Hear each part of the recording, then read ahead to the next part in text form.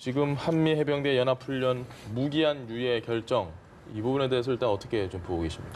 글쎄 지금 미국 측 입장에서는 결국 북한과의 어떤 비핵화 프로세스 그리고 지금 흘러가고 있는 이제 북미 관계 개선 이제 그 4개 항에 이제 합의를 하지 않았습니까? 싱가포르에서 이제 그 부분을 이행하려고 하는 그런 것에 상당히 목말라 있는 것 같아요.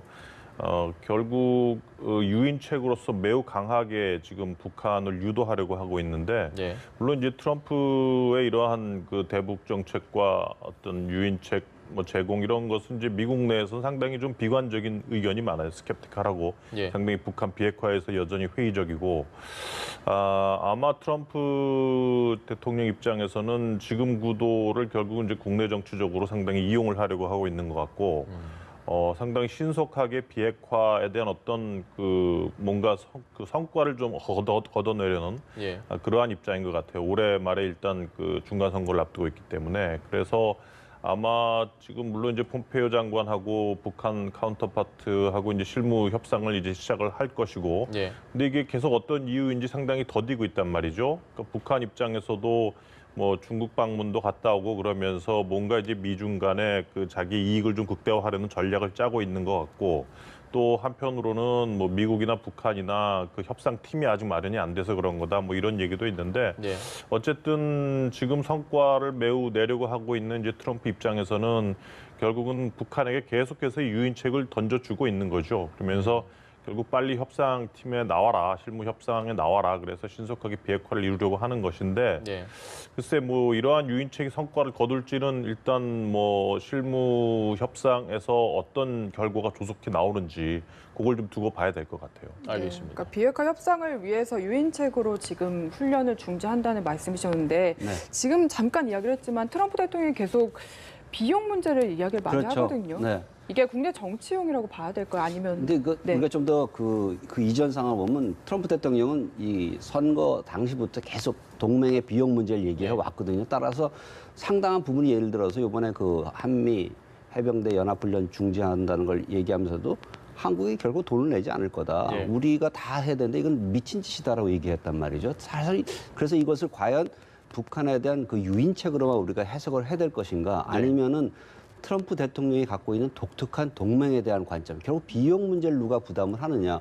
한국이라든가 일본, 나아가 나토 동맹국들마저도 제대로 할 바를 안 하고 있기 때문에 우리가 비용 분담할 수 없다. 그러니까 굳이 연합 해병 훈련을 할 필요가 있는가? 지금 사실 울지 프리덤 가디안 이 훈련부터 이 잠정적으로 유예가 된 상태에서 계속 이제 이거 아마 더 계속 다른 연합 훈련도 중지될 가능성, 아니면 유예될 가능성이 상당히 높다고 보여집니다. 이것은 올해 예정되어 있는 한미 방위 분담 협상에서 또 유리한 고지를 차지하면서 자기네들이 바라고자 하는 수준까지의 방위 분담을 한국에 넘기려고 하는 것 아니겠는가라는 해석도 가능합니다. 그래서 사실 트럼프 대통령은 양쪽을 다 노리고 있는 것 같다. 즉 하나는 북한에 대한 메시지이고 또 다른 하나는 한국에 대한 압박으로 지금 보여지고 있습니다. 알겠습니다.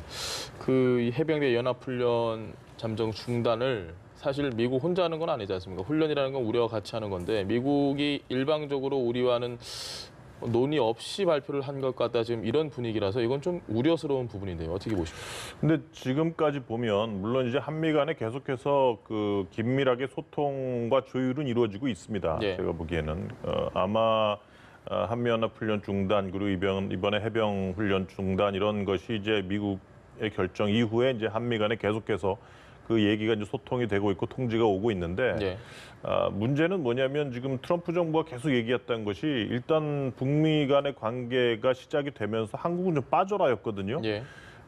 처음에 북한 방문한 정의용 특사가 이거에 대해서 미국 가서 북한의 입장을 전달을 하고 뭐 그럴 때도 일단 한국의 입장은 빠져라. 우리는 북한으로부터 직접 듣고 싶다. 이런 얘기를 계속 했기 때문에 지금 상황에서는 미국 입장에서는 북한하고 계속해서 딜을 하고 직접적인 비핵화 프로세스를 위해서 주고받기를 상당히 주도적으로 하고 있기 때문에 아마 이러한 문제가 생기는 것이 아닌가.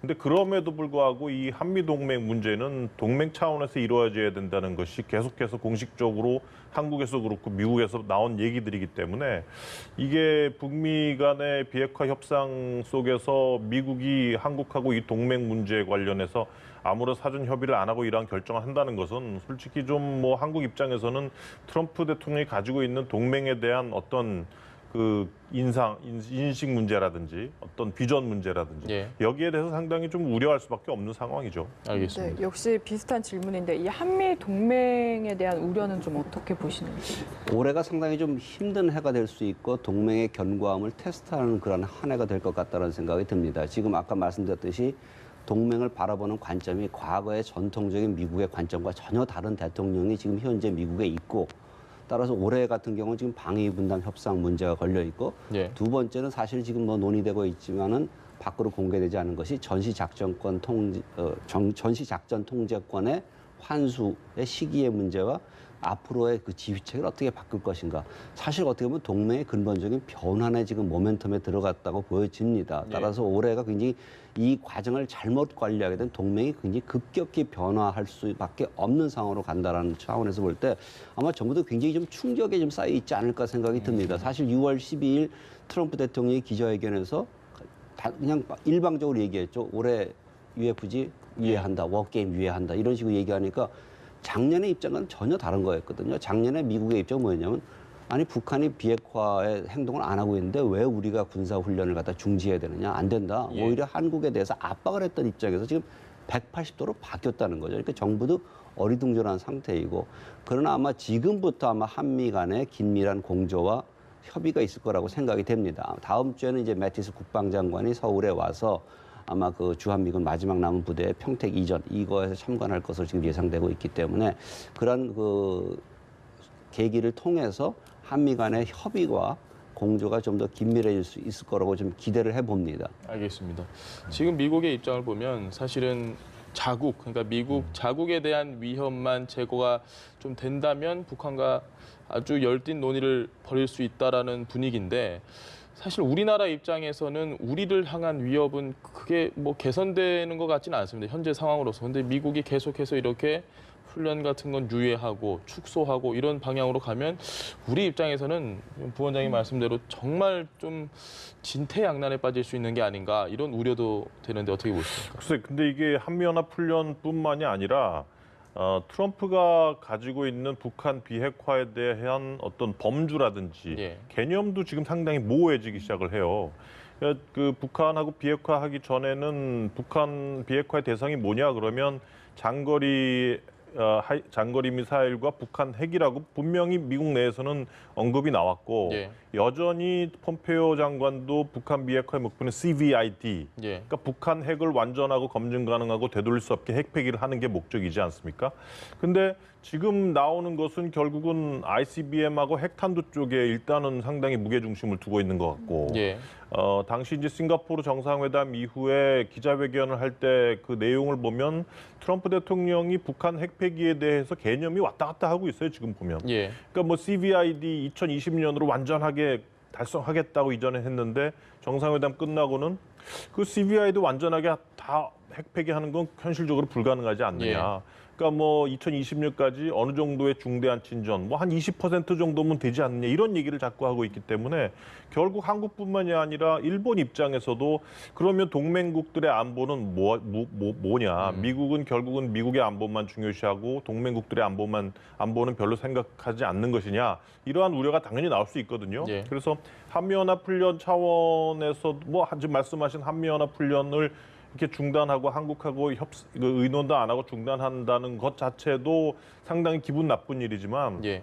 말씀하신 것처럼 이런 것들이 결국은 미국이 동맹국들의 안보에 대해서 상당히 등한시한다는 그러한 인상을 줄 수 있단 말이에요. 그러면 결국은 이게 미국이 계속해서 그 ICBM을 없애야겠다고 주장을 했던 것 중에 가장 큰 이유가 물론 미국 본토 위협도 있었지만 ICBM 때문에 결국은 미국이 동맹국들에게 제공하는 안보가 상당히 불투명해진다. 그러면 동맹국들 간의 관계가 상당히 힘들어진다는 이유도 있었거든요. 예. 근데 지금은 미국이 오히려 그 ICBM 제거만을 강조를 하고 핵 제거에 대해서 상당히 등한시하는 모습을 보이면서 오히려 한미동맹과 미일동맹의 어떤 동맹 디커플링을 상당히 자초하는 그러한 경향이 있단 말이에요. 그래서 아마 이러한 부분들은 글쎄 한국 같은 경우는 모르겠어요. 근데 일본은 정상적인 국가도 아니고 군대도 없고 자위대를 가지고 있는 국가이기 때문에 2차 대전 이후부터 지금까지 상당히 안보 불안감이 내재화돼 있는 정도로 강한 나라란 말이죠. 그래서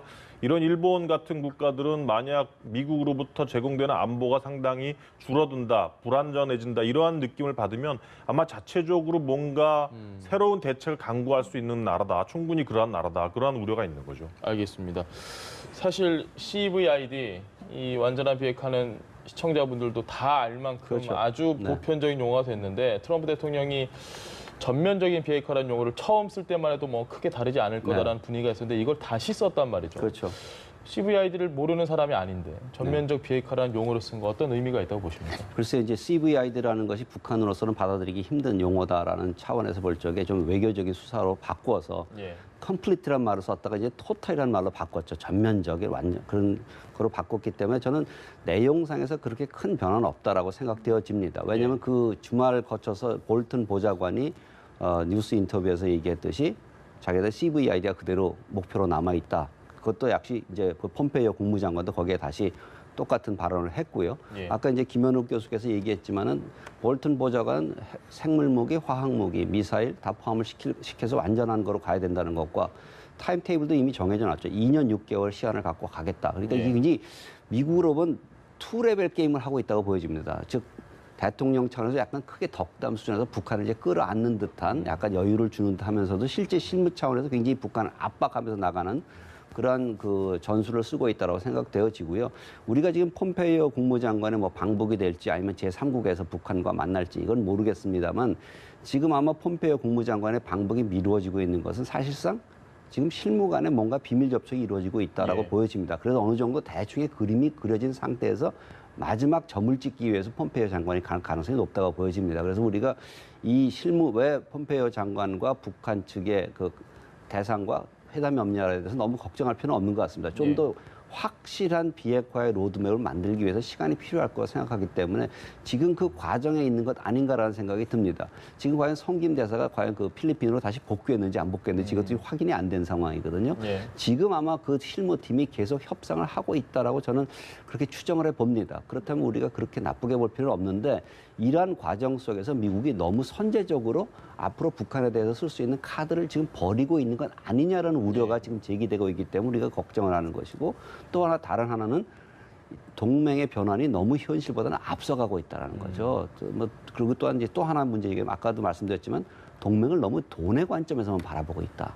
이 사실 돈 지불하고 있는 예를 들어서 1년에 연합훈련을 하는데 들어가는 돈이 약 700억에서 800억 정도 들어가는데 그 정도의 돈을 들여서 현 동북아와 한반도의 평화와 안정을 유지하면서 이 미국이 향유할 수 있는 여러 가지 전략적 이득은 돈으로 계산할 수 없는 거거든요. 이제 트럼프 대통령은 굉장히 딱 손에 잡히는 이 돈으로만 이걸 계산한다는데 우리가 큰 지금 충격을 받고 있는 거죠. 알겠습니다.